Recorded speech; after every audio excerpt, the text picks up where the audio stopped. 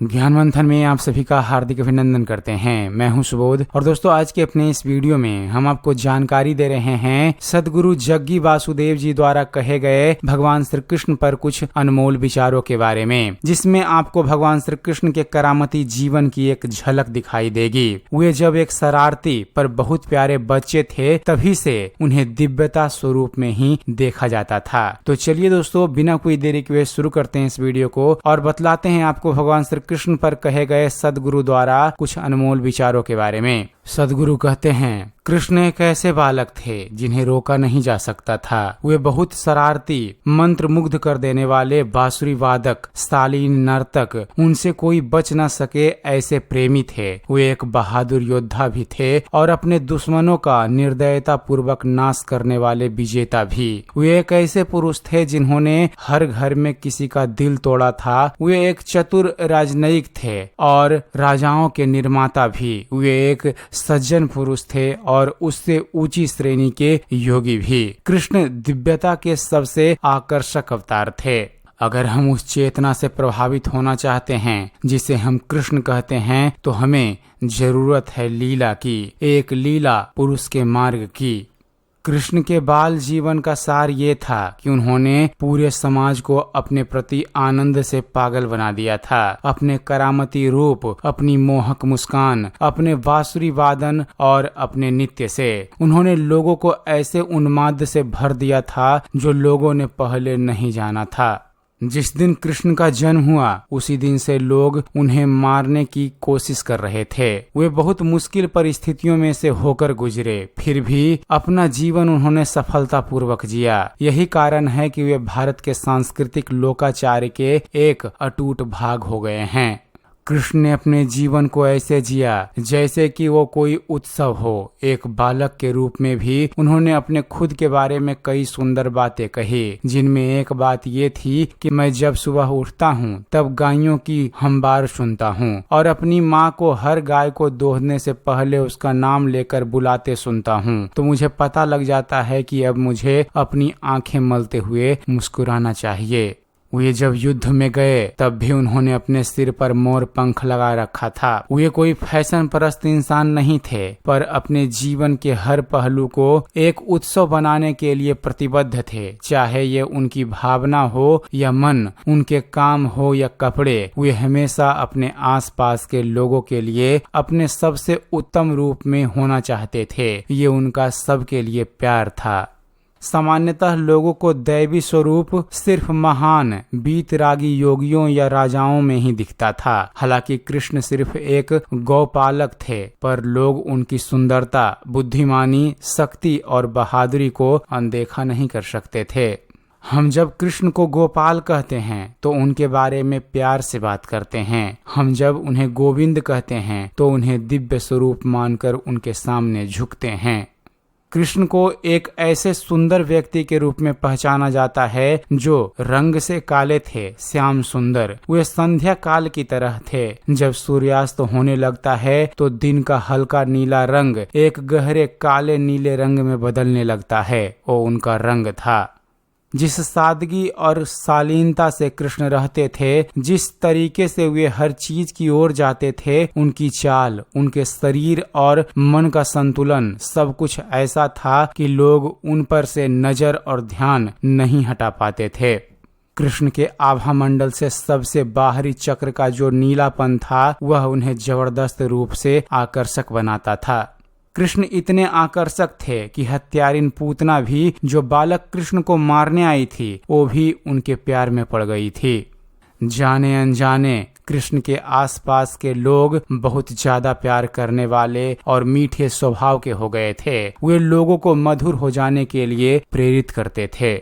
कृष्ण की साधना थी अपने आसपास के जीवन के साथ पूरी तरह से लय में होना। जब आप किसी के साथ लय में होते हैं तभी उनकी हाजिरी में सुखद अनुभव कर सकते हैं। अगर ऐसा नहीं है तो ही परेशानी होती है। कृष्ण के बचपन की प्रेमिका थी राधा। राधा का मानना यह था कि वे कहती थी, कृष्ण हमेशा मेरे साथ है। वे चाहे कहीं भी हो, किसी के भी साथ हो, फिर भी वे मेरे साथ हैं।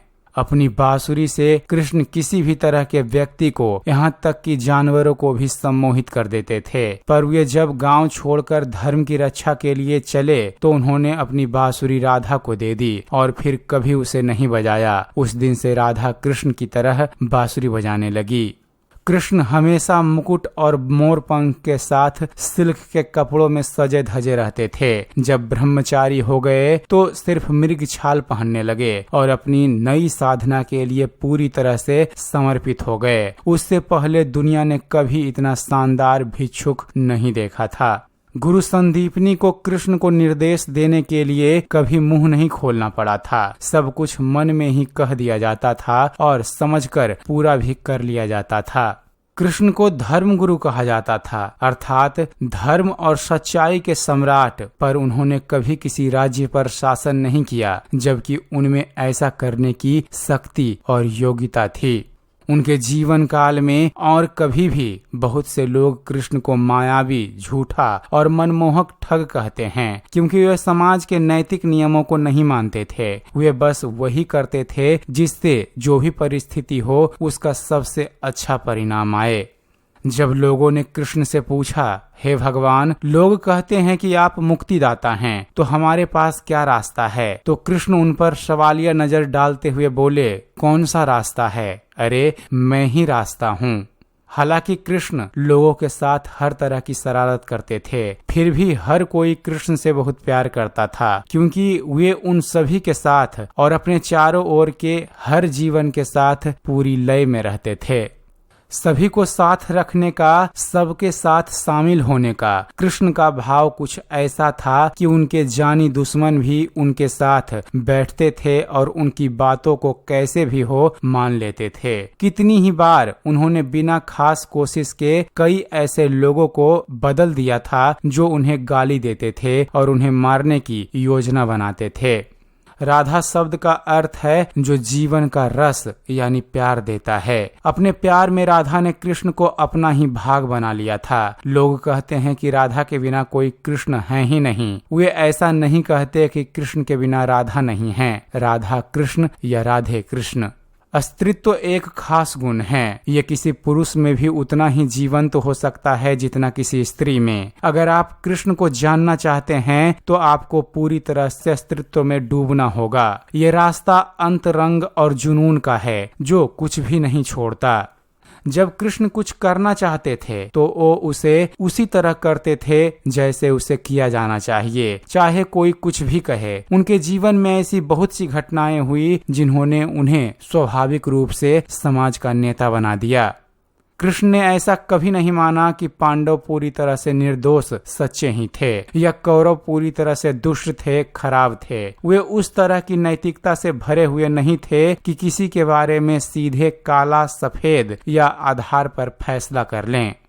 कुछ लोगों के साथ कृष्ण बहुत ही करुणावान थे, जबकि कुछ लोगों के साथ निर्दयी। जब जैसी जरूरत होती थी तब ये लोगों को पोषण भी करते थे और उन्होंने कुछ लोगों को मारा भी। उन्होंने जीवन के साथ वैसा किया जैसा करने की जरूरत थी, क्योंकि उनके अपने खुद के कोई नीति नियम नहीं थे। वे स्वयं ही जीवन थे। हम जिन्हें कृष्ण कहते हैं वे कोई व्यक्ति नहीं हैं, बल्कि एक खास चेतना थे। उद्धव ने एक बार कृष्ण से पूछा कि जब वे दिव्यता की अभिव्यक्ति ही हैं तो वे लोगों की समस्याओं को अपनी उंगली घुमाकर क्यों नहीं सुलझा देते। कृष्ण ने मुस्कुराते हुए जवाब दिया, कोई भी तब तक चमत्कार नहीं कर सकता जब तक उसका लाभ लेने वाला उसमें पूरा विश्वास नहीं रखता। अपने जीवन काल में कृष्ण ने स्वयं ही बहुत सारे लोगों में अपने लिए विश्वास पैदा किया, पर वह पर्याप्त नहीं था। ये हमेशा से ऐसे ही रहा है। जब महान लोग हुए तब महान बातें नहीं हुई, क्योंकि वे लोग अपने समय से बहुत आगे थे। तो दोस्तों यह थे भगवान श्री कृष्ण पर कहे गए सदगुरु जग्गी वासुदेव जी द्वारा कुछ अनमोल विचार। उम्मीद करते हैं फ्रेंड्स आप सभी को हमारा ये वीडियो पसंद आया होगा। वीडियो पसंद आया हो तो वीडियो को लाइक और शेयर करना मत भूलिएगा। और दोस्तों ऐसे ही ज्ञानवर्धक वीडियो देखते रहने के लिए आप हमारे इस चैनल ज्ञान मंथन को सब्सक्राइब जरूर कीजिएगा। आप हमारे इस चैनल को सब्सक्राइब कीजिए और देखते रहिए, जानते रहिए। धन्यवाद। जय हिंद।